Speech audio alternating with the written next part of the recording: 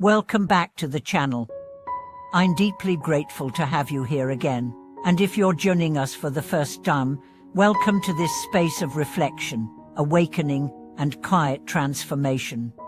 Today's topic is a phrase, just 8 simple words, but they hold within them the depth of the entire spiritual journey. These words, often heard and seldom truly understood, are not clinging to appearances, remain unmoved. These 8 words may sound simple, but in truth, they describe the highest state of spiritual maturity, a mind that is no longer seduced by illusion, no longer shaken by pleasure or pain, no longer imprisoned by reaction. So the question is, what do these 8 words of the Buddha really mean? And how do we live them, not just in meditation halls, but in boardrooms, classrooms, kitchens, and hospital rooms? Let's begin by looking at what it means to cling to appearance. In everyday life, appearance rules our world. The appearance of beauty, the appearance of success, the appearance of stability. But all of it is, at its core, illusion. When someone compliments you and you feel uplifted, what exactly is lifting you? Is it truth, or is it your mind clinging to a temporary label? When someone insults you and you feel hurt, what exactly is hurting? Is it the insult, or your identification with the image that was shattered? This is the first layer of not clinging to appearances, seeing through the illusion that the surface of things is the truth of things. Let me share a story. A monk named Jin-en once walked through a bustling city market. The noise was overwhelming. People shouted, animals cried, merchants argued. A young disciple asked him, "How can you remain calm in this chaos?" Jin-en smiled and said, "Because I'm not looking at the noise. I'm listening to silence." The disciple didn't understand. Later, they sat by a stream. Jin-en pointed at the water and said, "The current is loud, but the riverbed remains still. Appearances are the current, the unmoved mind is the riverbed." This is the essence of not clinging to appearances. It is not indifference. It is not blindness. It is depth. A refusal to be pulled into the waves when you are the ocean. Now let's explore the second half, remain unmoved. What does it mean to remain unmoved? Does it mean we never feel pain, never cry, ever celebrate? No. It means we feel everything without becoming anything. It means we allow joy, but do not chase it. We allow sorrow, but do not drown in it. To remain unmoved is not to be numb. It is to be deeply, radically, courageously present. To stand in the fire of life and not burn with reactivity. There was a woman named Leela. Her child was born with a rare condition. She spent years in hospitals, riding waves of hope and heartbreak. One day, a chaplain visited her and asked, "How do you stay sane?" She said, "I stopped trying to stay sane. I started trying to stay present." Leela had learned the art of the unmoved mind. Not because she was superhuman, but because she had suffered enough to stop pretending that control is salvation. She had discovered a deeper place. A place not of escape, but of surrender. Surrender is not giving up. It is giving in to what is, to this breath, this moment, this reality.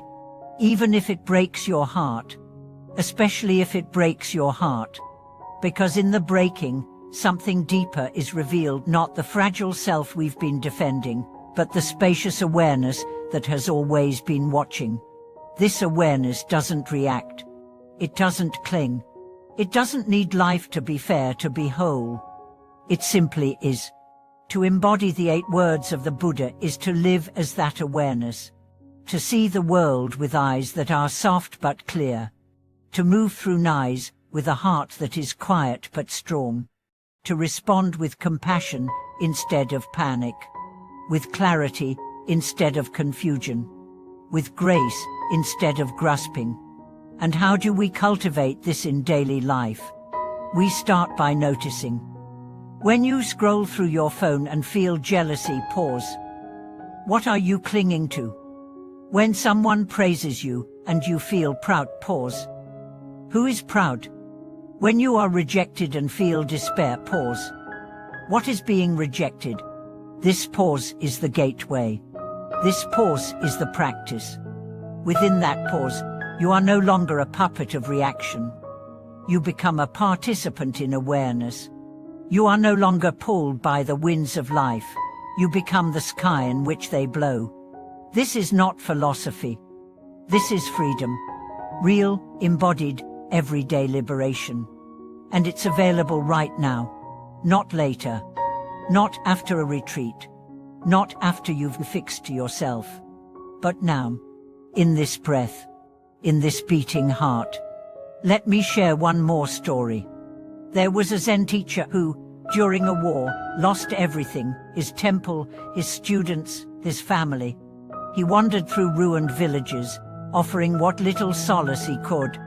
One day, someone asked him, "How do you keep teaching when everything is destroyed?" He replied, "Because nothing essential is ever destroyed." That was the teaching. The unmoved mind is not invulnerable because it avoids loss. It is invulnerable because it sees through the illusion of possession, of permanence, of self. And in that vision, it discovers peace, not the peace of escape, but the peace of seeing clearly. So now, I ask you, where are you clinging? What are you reacting to? What would it mean to let go, not in the sense of abandoning, but in the sense of embracing without possession? Can you love without attachment? Can you act without expectation? Can you grieve without collapse? Can you remain present where everything changes? If you can answer yes, even for a moment, you have tasted the depth of the 8 words. And if not, that's okay too. Because the path is not about perfection. It is about practice. It is about remembering again and again that you are not the storm. You are the sky. You are not the pain. You are the presence holding it. You are not the thoughts. You are the space in which they rise and fall. So breathe. Return. Listen. Not just with your ears, but with your whole being. And the next time you find yourself caught in appearance, pause. The next time your heart wants to react, pause. The next time you forget who you are, pause. And in that pause, you will find the doorway. The doorway to stillness, to clarity, to freedom, to the place that cannot be shaken, even when the world crumbles. Thank you for watching this video.